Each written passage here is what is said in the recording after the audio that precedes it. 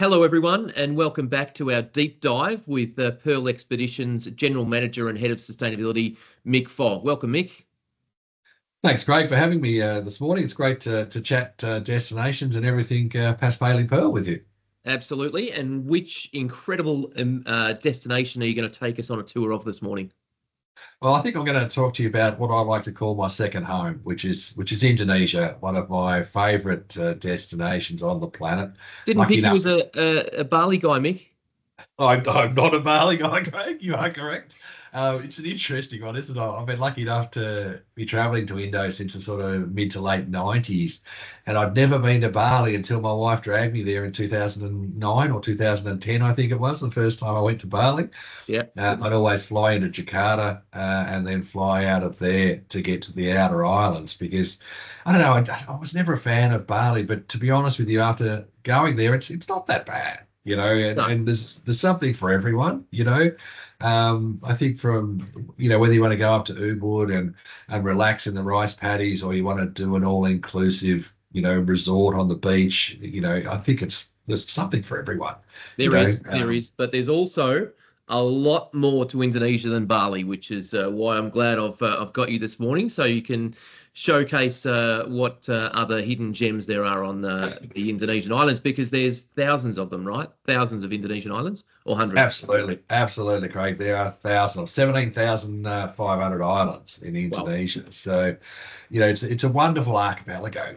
And it just really lends itself to exploration, particularly by a small boutique vessel.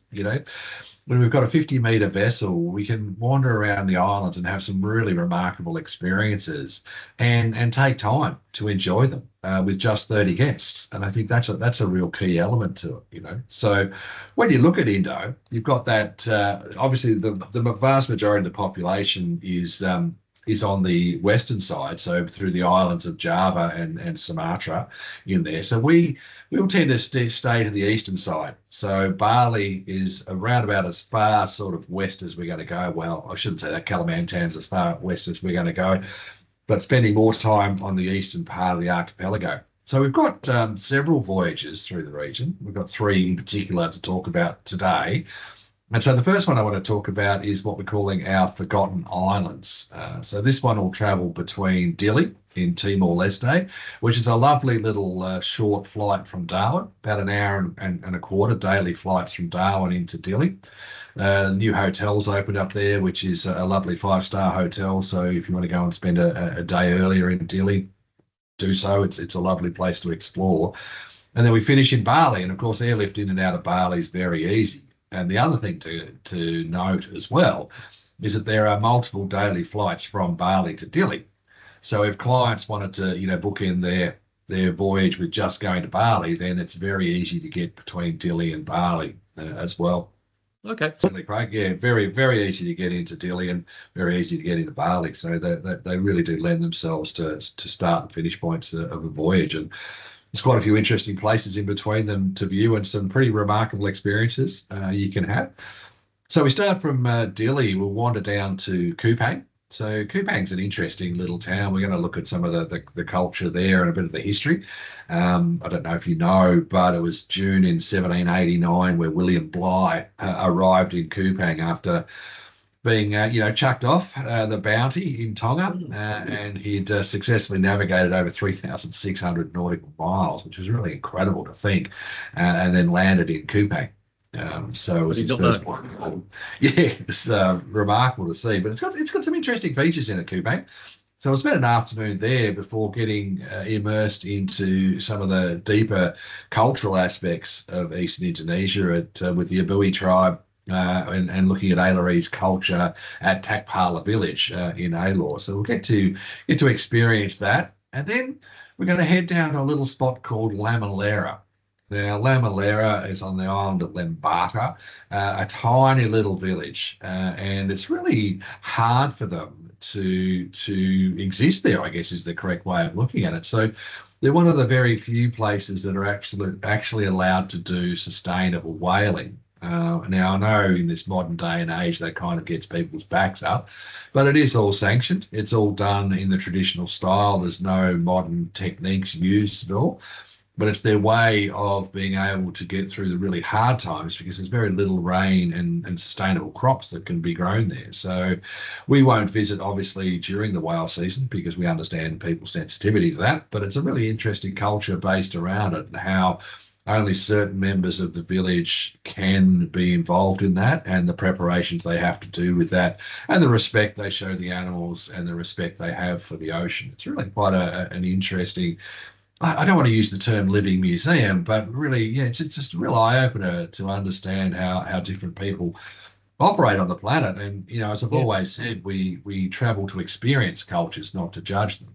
And it's a matter of understanding them and getting a greater insight into how they exist. Yeah. Incredible. Yeah, from there we head on up to the highlands around Maumere in Flores to the Sika villages, and they've got some of those beautiful ecats here. So that resistant dyeing of the fabric and then bringing them together, and they really are beautiful. And they use those traditional dyes like the indigo to get the blue, the turmeric to get the sort of orangey yellow colours. They've got a bright brown which comes from a bark and the black from charcoal, and it's all done traditionally, and it's really beautiful ecats. And if anyone likes that sort of fabric, they're very, very good value up in the highlands around Maumere. From there, we head on to a place called 17 Islands Marine Park. And in true Indonesian style, there's 20 islands, not 17. So it's an interesting one. It's believed the name comes from to reflect Indonesian Day of Independence, which is the 17th of August, 1945, when they declared independence. So Sukarno and Muhammad Hatta declared the independent nation of Indonesia in 1945. But it's a beautiful marine environment, opens itself up to some lovely snorkeling. Then we head into Komodo National Park, of course, famous for the dragons. There's about 1,400 of them on Komodo, Padar, and a little spot on the island of Flores as well. So we're going to spend 2 days in Komodo because there's so much more to Komodo National Park than just the dragons.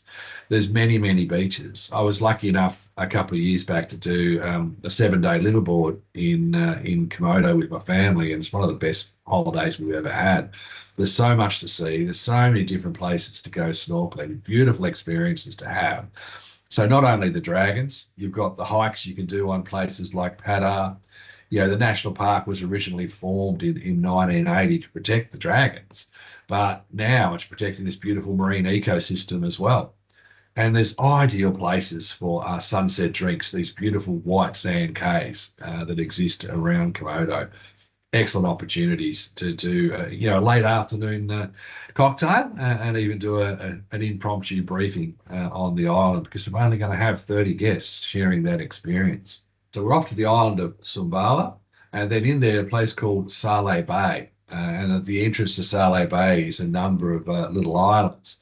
But what Saleh Bay is now becoming famous for is the interaction between the whale sharks and the local fishermen. So it's something that also occurs in other parts of Indonesia. There's around about 108 whale sharks in residence at Saleh Bay. And you've got this beautiful clear water. You've got a nice interaction. You're swimming in calm waters. They're hanging around the fishing platforms because they're attracted to them by the bait fish that the fishermen are catching. So this is a little video I took. We're just staying still in the water. You're not swimming after the fish, and it's quite a remarkable experience available to just about anyone to do. So from there, that would be incredible. Yeah, it's something I've always wanted to do. Yeah, look, it is, and it's for me. It's kind of surreal. You're snorkeling with these things that are upwards of 7 meters in length. They're not a small animal.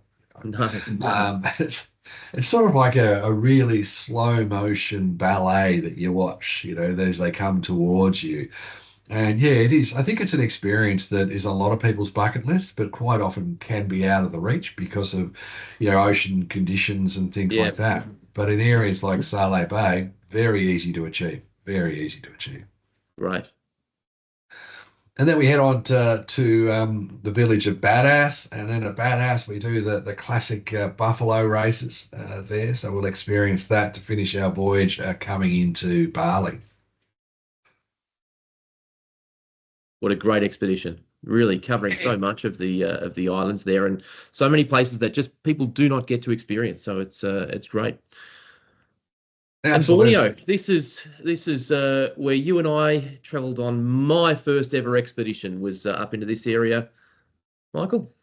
Yeah.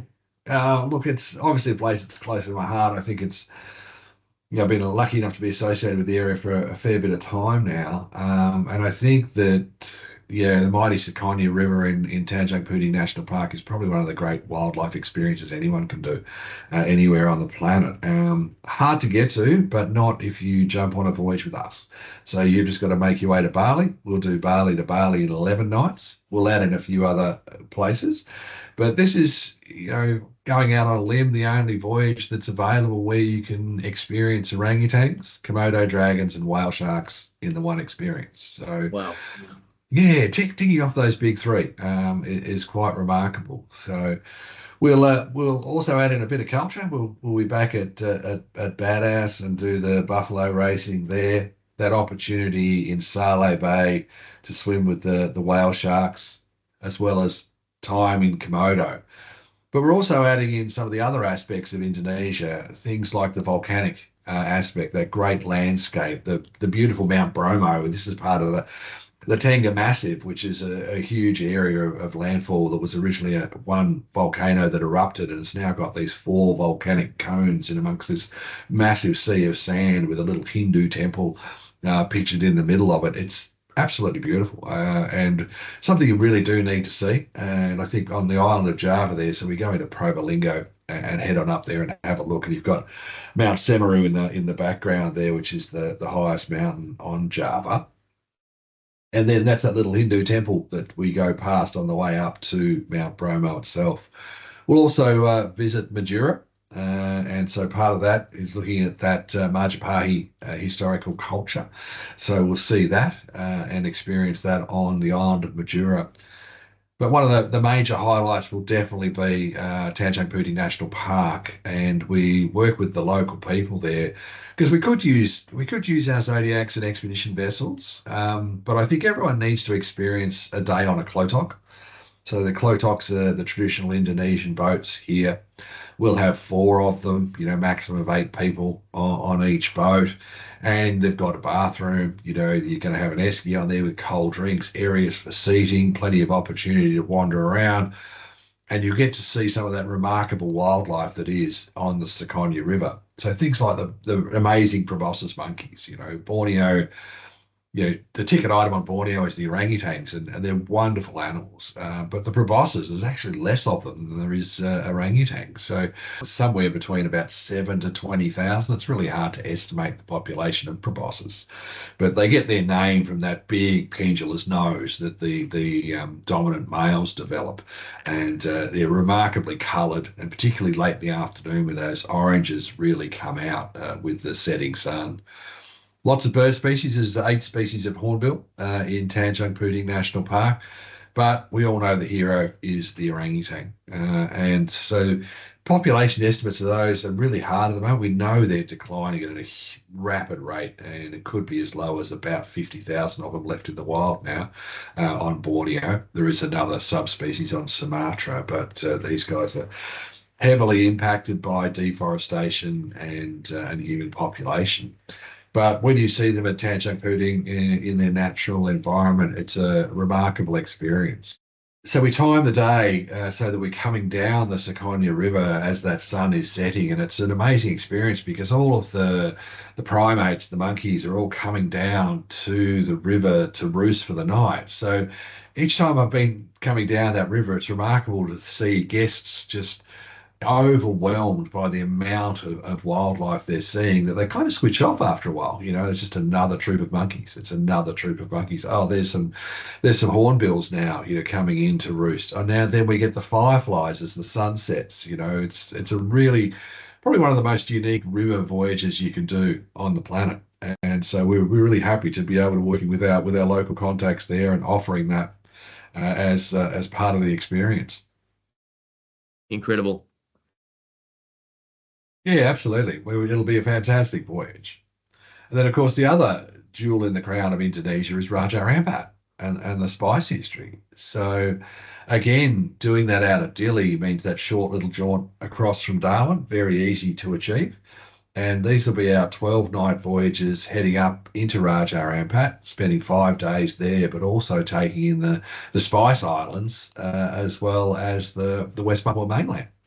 So heading up through the Kai Islands and into Raja Ampat itself. So a remarkable destination, scenically breathtaking, ideal for exploration in zodiacs and expedition tenders, running through all of those sort of karst limestone landscapes.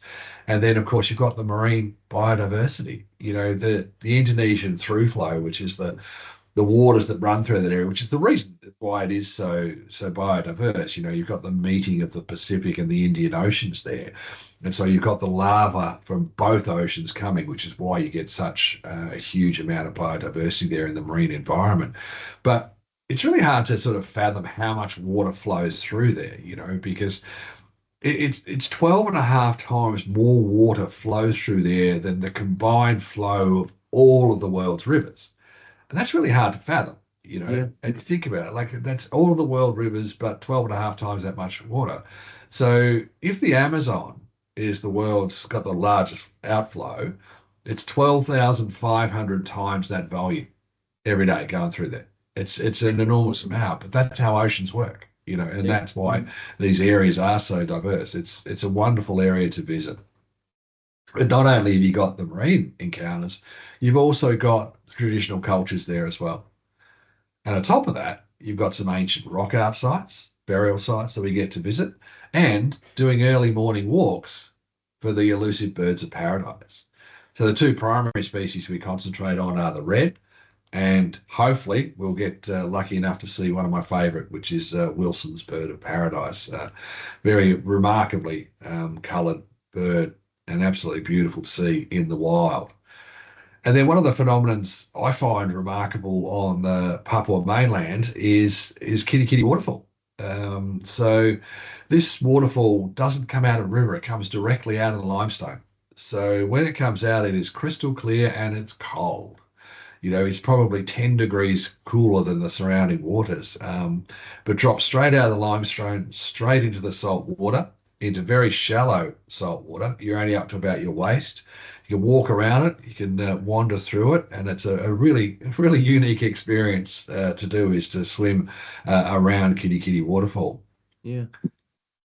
Then we head down to the Spice Island, so Banda Nera itself, to have a beautiful day there. And one of my favourite destinations in Indonesia is Banda Nera. It's such a peaceful, beautiful location with such a wonderful backdrop that hides the 400 years of tyranny that the people faced under the Portuguese, Spanish, Dutch, and the like to control the spice trades. But today it's just a beautiful, relaxing, wonderful environment with some of the most friendliest people you'll come across and a great area to enjoy that. Before heading back into Ambon, and of course Ambon, not only the culture, the history, we also have the link with World War II, which we'll get to experience there as well. And then finishing off with our final voyage, which is our hidden heritage from Dili to Darwin. So this is going to go over 11 nights where we touch on a couple of unique destinations that we haven't seen in some of our other voyages. So back up into Flores and the 17 Islands Marine Park to enjoy that marine environment. Obviously, we'll spend a couple of days in Komodo because I think everyone should see Komodo at least twice or three times in their life. And then we do come down to the island of Sumba. So at Sumba, we're going to see that lovely Sumbanese culture and experience the Pasola, which is their horse festival, and that unique architecture. And they're also what's known as a megalithic culture, which links them into Sulawesi and Tanah Toraja as being another one of those megalithic cultures that we see in Indonesia. But And remarkable. they've got their own religion there as well, the Marapu religion mix. So it's a really interesting culture, isn't it? It is. It is. I find it quite a unique island, Sumba, and so yeah, we're looking forward to exploring more of that region, and then finishing up through Sawu the island of Sawu, and into Kupang, and off into Darwin. So there'll be our 4 voyages. I did say 3, didn't I? Our 4 voyages through Indonesia, doing those in the early months of the year. So in the drier parts of Indonesia. So it's the ideal time to be in those regions. Obviously, the prime season in Raja Ampat is that December to March time, which is when all of the local boats are working through that area. And we'll take advantage of those drier parts of the Lesser Sunda Islands out of Timor across to Bali as well during that time of the year. Incredible, Mick. Honestly, anyone watching this and looking for inspiration for their clients to go somewhere that they and their friends have never been before won't have to look far through this list. And I think everyone now would agree that there is a lot more to Indonesia than Bali and the islands that we have traditionally known for tourism. So thank you very much for your time, Mick. Really appreciate your insights, and thanks everyone for watching the webinar. My pleasure, Craig. Thanks for your time.